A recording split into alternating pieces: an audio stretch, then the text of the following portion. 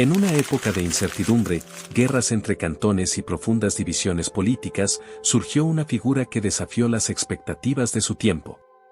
San Nicolás de Flue, un hombre de paz en medio de la discordia, un campesino que llegó a ser consejero de líderes y un ermitaño cuya voz resonó más allá de las montañas suizas, dejó un legado que transformó a su nación y sigue inspirando a generaciones. Su historia no es la de un gran rey ni la de un soldado que conquistó tierras, sino la de un hombre común que, con su fe inquebrantable y su vida de renuncia, se convirtió en un símbolo de unidad, justicia y santidad. San Nicolás de Flue nació en 1417 en Sachseln, un pequeño pueblo en el cantón de Obwalden, en el corazón de Suiza. Sus padres, Heinrich von Flue y Emma Robert, eran campesinos devotos, personas humildes pero profundamente arraigadas en la fe cristiana. Creció en un hogar donde el trabajo duro, la oración y la vida comunitaria eran la base de la existencia. Desde pequeño, Nicolás mostró una inclinación especial hacia la vida espiritual. Mientras los niños de su edad jugaban en los campos, él se apartaba con frecuencia para rezar en soledad, contemplando la grandeza de Dios en la naturaleza que lo rodeaba. Su madre solía encontrarlo de rodillas en los bosques, absorto en oración, como si desde una edad temprana ya estuviera en comunión con lo divino. Sin embargo, la vida de un joven campesino en la Suiza del siglo XV no permitía muchas opciones. A medida que crecía, Nicolás asumió las responsabilidades del campo, ayudando a su familia en las labores diarias. Pero el destino de su nación también pesaba sobre sus hombros. En esa época, Suiza estaba en un proceso de consolidación como confederación y los conflictos entre los diferentes cantones eran constantes. Los ejércitos de mercenarios suizos, famosos por su disciplina y valentía, eran requeridos por distintas potencias europeas y la guerra era parte de la vida cotidiana. Como era costumbre entre los hombres de su comunidad, Nicolás se unió a las milicias suizas, sirviendo como soldado en la defensa de su territorio. A lo largo de su vida militar, participó en varias batallas para proteger la independencia y estabilidad de su cantón. Su destreza como estratega y su valentía en el campo de batalla le valieron el respeto de sus compañeros y superiores. Sin embargo, a diferencia de muchos soldados de su tiempo, Nicolás nunca se dejó consumir por la violencia ni la ambición. Se dice que incluso en el fragor de la batalla, buscaba actuar con justicia y moderación, evitando derramamientos de sangre innecesarios. A pesar de sus experiencias en la guerra, Nicolás no perdió su esencia de hombre pacífico y reflexivo. En varias ocasiones, se le encomendó la misión de mediar en disputas entre cantones rivales, pues su reputación de honestidad y sabiduría lo convertían en un interlocutor confiable. No era un hombre que buscara el conflicto por el conflicto mismo, sino alguien que comprendía que la verdadera victoria estaba en la paz y la reconciliación. Fue en estos años cuando comenzó a consolidar su fama como un hombre de discernimiento y juicio justo. Pero Nicolás no solo era un soldado y un líder militar, también era un hombre de familia. A la edad de 30 años, contrajo matrimonio con Dorotea Wyss, una mujer piadosa y trabajadora que compartía sus valores y su amor por Dios. Juntos construyeron un hogar basado en la fe y el servicio a los demás.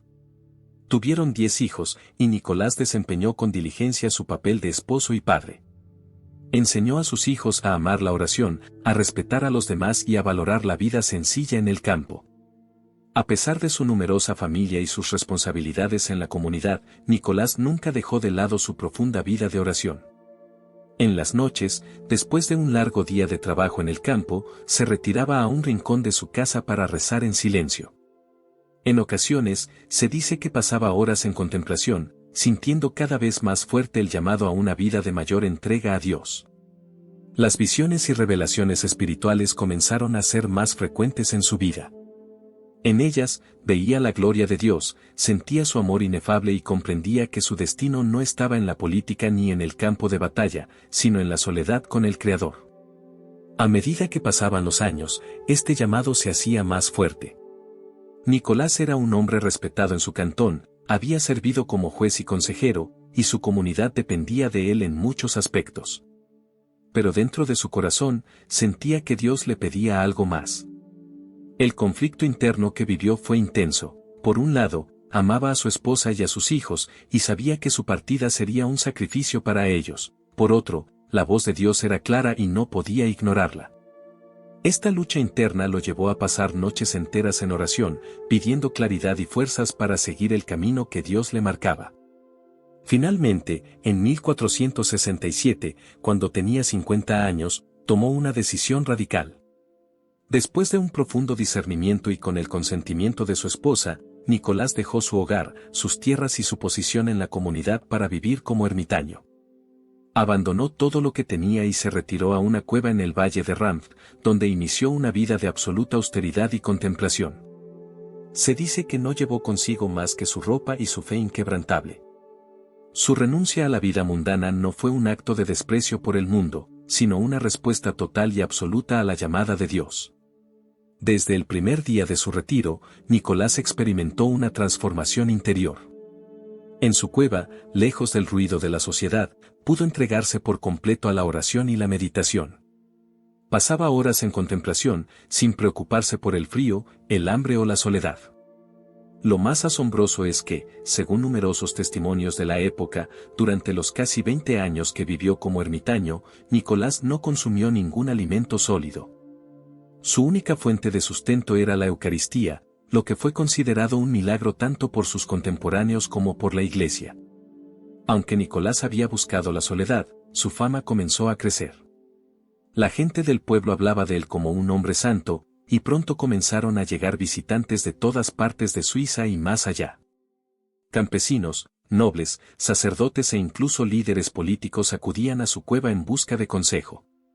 A pesar de haber renunciado al mundo, Nicolás nunca rechazó a nadie.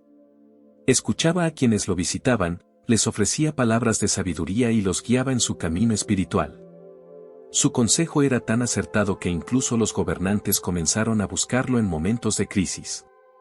Uno de los momentos más cruciales en los que Nicolás desempeñó un papel fundamental fue en 1481, cuando la Confederación Suiza estuvo al borde de una guerra civil.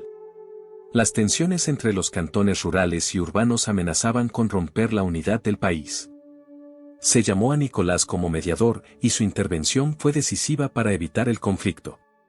Con su sabiduría y autoridad moral, logró convencer a las partes enfrentadas de llegar a un acuerdo pacífico, asegurando así la estabilidad y el futuro de Suiza. Desde entonces, ha sido recordado como el padre de la patria suiza. A pesar de haber buscado la soledad en su retiro en el valle de Ranf, San Nicolás de Flue nunca dejó de ser un faro de luz para su nación. Lo que comenzó como una decisión personal de apartarse del mundo pronto se convirtió en una misión divina que impactaría profundamente a Suiza. Su pequeña cueva, que debía ser un refugio de contemplación, se convirtió en un punto de encuentro para personas de todas las clases sociales que buscaban consejo, consuelo y dirección. Sin importar si eran campesinos, comerciantes o líderes políticos, Nicolás recibía a todos con humildad y sabiduría, guiándolos no con órdenes ni imposiciones, sino con una calma inquebrantable que transmitía la presencia de Dios. Uno de los episodios más cruciales en los que Nicolás desempeñó un papel determinante ocurrió en 1481, cuando la Confederación Suiza estuvo al borde de la guerra civil. En aquel tiempo, las tensiones entre los cantones rurales y los más urbanos habían alcanzado un punto crítico.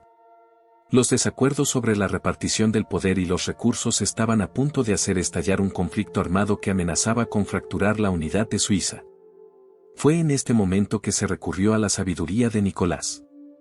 A pesar de que llevaba años alejado de la vida política, su reputación como hombre justo y santo lo convirtió en la última esperanza para evitar un desastre. Delegaciones de los cantones en conflicto se acercaron a su cueva en Ranf, buscando su consejo. Nicolás, en su estilo característico de profunda serenidad, los escuchó atentamente y, con palabras llenas de discernimiento, les hizo ver que la guerra solo traería destrucción y que el camino de la unidad era el único que garantizaba un futuro estable. Inspirados por su consejo, los líderes de los cantones lograron llegar a un acuerdo pacífico, lo que dio lugar al Pacto de Stans. Este pacto fortaleció la Confederación Suiza y aseguró la estabilidad del país durante generaciones. Su mediación fue tan crucial que hasta el día de hoy es recordado como el padre de la patria suiza. Pero la influencia de Nicolás no se limitó a la política. A lo largo de los años, innumerables personas testificaron haber recibido milagros y gracias tras visitarlo o pedir su intercesión. Su vida, caracterizada por un ayuno extremo en el que solo se alimentaba de la Eucaristía, fue vista como una prueba del poder divino actuando en él.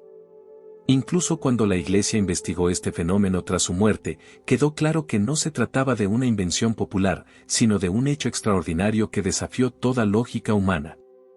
San Nicolás de Flue falleció el 21 de marzo de 1487, a la edad de 70 años, rodeado de la misma paz que predicó durante toda su vida. Su legado, sin embargo, no terminó con su muerte.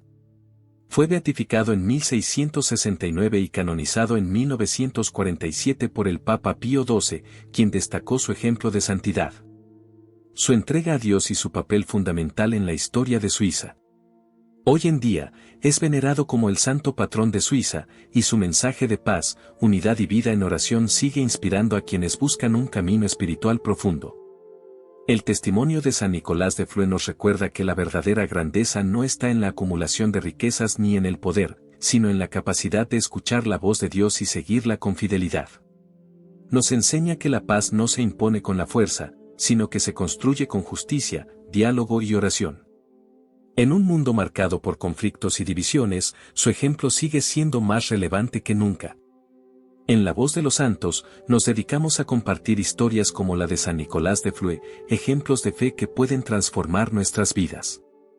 Si esta historia te ha inspirado, te invitamos a suscribirte a nuestro canal y formar parte de nuestra comunidad de aprendizaje espiritual. Déjanos en los comentarios qué otros santos te gustaría conocer. Comparte este video con tus seres queridos y ayúdanos a llevar estas enseñanzas a más personas. Si quieres apoyar aún más este proyecto y acceder a contenido exclusivo, te invitamos a hacerte miembro del canal a través del enlace en la descripción. Como miembro, recibirás beneficios especiales, contenido adicional y la oportunidad de profundizar en la vida de los santos de una manera única.